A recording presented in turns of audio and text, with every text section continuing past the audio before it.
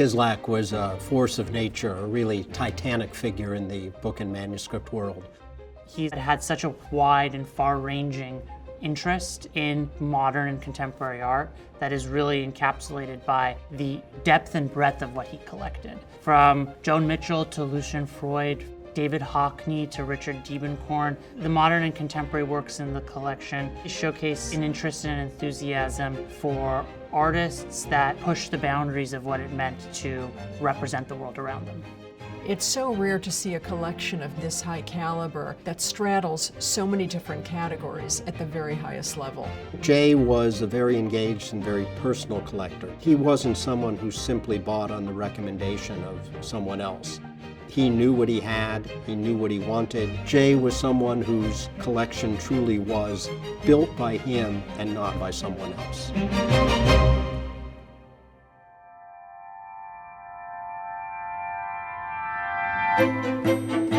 Jay Kislak was a very cultured man among all of his other attributes, and he loved to collect.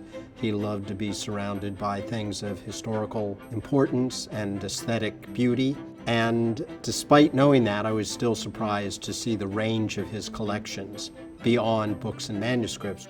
And that's really demonstrated by the number of categories and sales that Kislak property is going to be represented in over the next several months, beginning right now through early spring of 2022. One of the great highlights of the Kislak collection is the phenomenal Richard Diebenkorn Berkeley No. 6 from 1953. Berkeley No. 6 so perfectly captures this pivotal moment in Diebenkorn's career when he's shifting away from representation of landscape and opening up the floodgates to abstraction.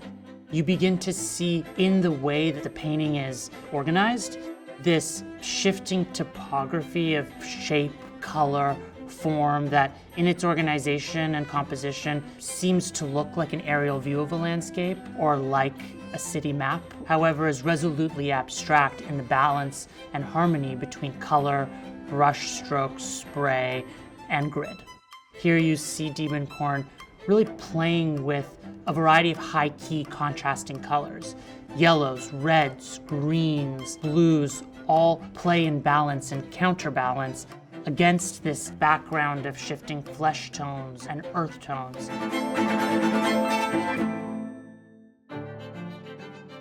Jay's collection was really about exploration, and to explore the earth, you have to understand the earth. One of the great things that he has is a set of the DeBar Atlas, the Atlantic Neptune. This was produced between 1774 and 1779. Beautiful, magnificent nautical charts depicting the Atlantic coast from Newfoundland down to New York. These became highly important during the Revolutionary War when the ports of Boston and New York were so important for control of North America.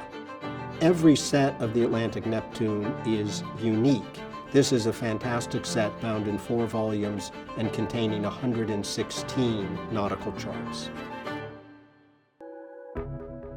When I first saw the Giacometti table from the Kislak collection, I was immediately transported to a different place and a different time. The table is very abstract and modern, but at the same time, it's very dreamlike and mysterious.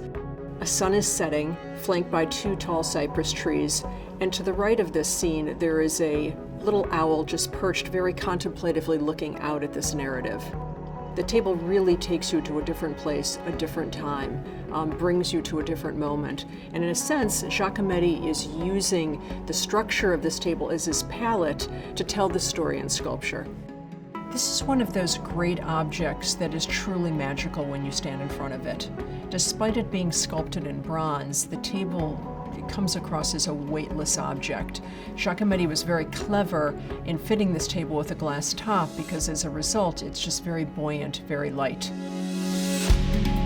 Jay was active in the local philanthropy of Southern Florida. He was a dynamic collector, and he shared his collections. He made a magnificent gift to the Library of Congress of his principal collection on Mesoamerica. In addition to this gift to the Library of Congress, Jay supported a number of other libraries, principally at the University of Pennsylvania. but also other academic programs. He supported the University of Florida, the University of Miami, Florida State University, supporting their business schools. This collection is really a testament to the high level of connoisseurship of Jay Kislak. It's so refreshing to see a collection with so many different categories, from fine art to decorative arts to books and manuscripts.